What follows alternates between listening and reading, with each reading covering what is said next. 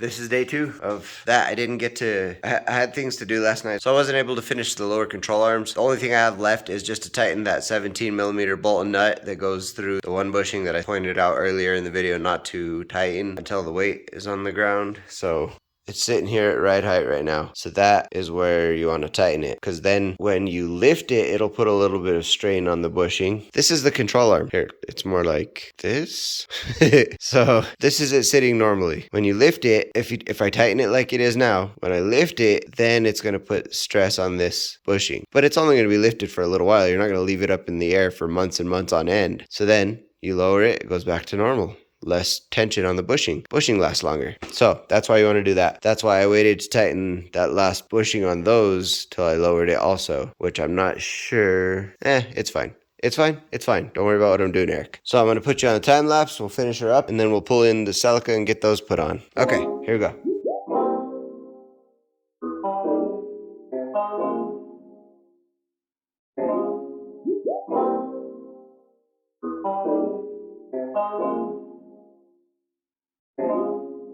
And there we go, just like that. She's done. Now do a little bit of programming on the alarm and we'll pull her out of the garage and we'll get the Celica in and get started on swapping those quick struts. Hopefully they don't take as long as this did. I wanted to have this done yesterday. Let's do the alarm real quick. Let's do that.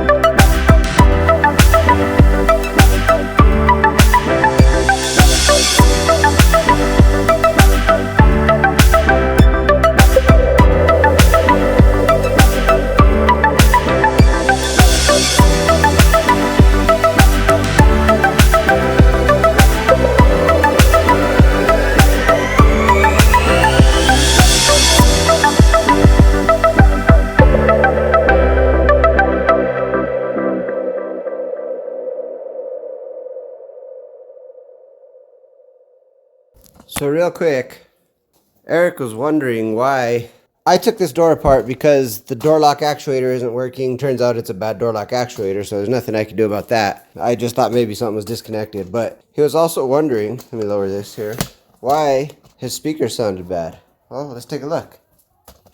What do you think? I don't know. There might be a problem. I don't know what the problem could be though. Might be a little problem. I'm gonna have to look into that. So that being said, I'm gonna see if I find a speaker laying around that maybe not even the best speaker, but better than, you know, having a missing foam, surround foam. So, oh, there it is. Oh, and there's some of it right there. Yeah, it's there's some there, and it's kind of all over the place. So yeah, no wonder. All right, back to your regularly scheduled programming. So as always, the other phone died. So here's where we stand. So I fixed it. So you can see right there that little, open that up all the way. Okay, good. Now if we close it, this little pin here stays in place. And that's what was stopping it before. So good, that's fixed. Now I'm gonna put the headliner back in and I'm gonna call it a day on this car. Then I'm gonna bring my Subaru back in just real quick so I can torque the wheels, because I didn't do that yesterday. I forgot all about that. But I need them torqued because tomorrow I'm taking it for an alignment. Good. Okay. Also tomorrow I'm doing maintenance on Eric, the CRV. So tomorrow is going to be a good conclusion to the week. It'll probably be next video. You don't need it. I don't even know if I'm going to make a video on that, but we got lots coming. So, okay, all done. Headliner's back in, sunroof cover works. Look at that ride height though. It actually went back to factory height. It was way lower because those shocks were so blown. It will settle a little bit, so it'll sit a little bit lower than this. But that's a dramatic difference from how it was sitting when we pulled it in. But it's gonna feel a lot better for him driving it now. I wish I could bend that hood back into shape. New parts. I don't know if he really wants to keep this thing because it's not the greatest running car. It's old. And it's old, has a lot of miles, wasn't taken care of the best over time, has potential, gonna need a rebuild for sure, but you know, if he wants to do anything with this, it's gonna cost a bit to restore it. It's totally doable. It's in restorable condition, so I don't know, we'll talk to him about that when he gets back. But yeah, we'll pull it out now. Thank you as always for watching, liking, commenting, subscribing, all the good stuff. Come back for the next one. We'll see you then. This is the Master of None, signing out of the TOY-bBOX garage.